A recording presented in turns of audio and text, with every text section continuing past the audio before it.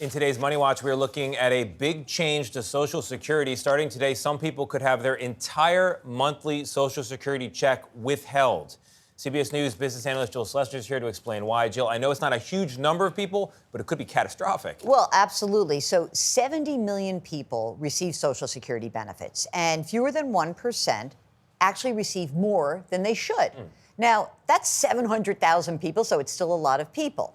Way back in the past, right literally 2 years ago, we had a 60 Minutes piece that aired talking about this, and the government said, we can't take all of your Social Security checks to get that money repaid all at once. We're going to reduce it, just 10% of your check until all the overage is paid. Now, the thing is, this administration has said, we're going back to the old way. We're getting 100% of the money back going forward. So if you were on that 10% plan previously, you stay on it. Any overage of Social Security payments now will be taken 100% back from your check until the amount of the overage is repaid. But, a lot of retirees use that entire check. They simply don't have the wiggle room to pay anything back. Yeah.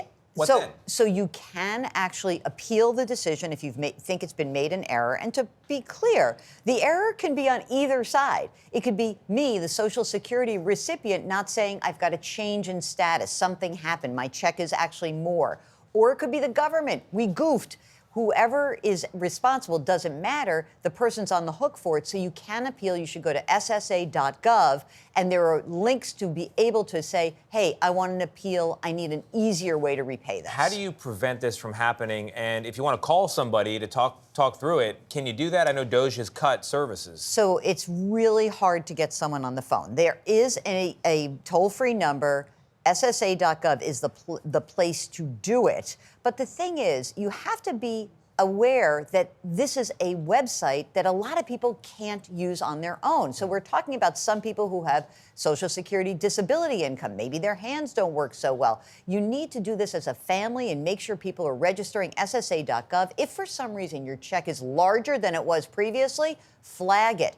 Make sure you get in touch with the people at Social Security. Keep records. Make sure you print out any correspondence. Take notes on the person, the name of the person you spoke to, when you spoke to them, and make sure that you are persistent. All right, so you had a job, and then you retired, and now your job is to stay on top of the retirement, make sure you're getting your money and there's no errors. Absolutely. And unfortunately, the onus is on us.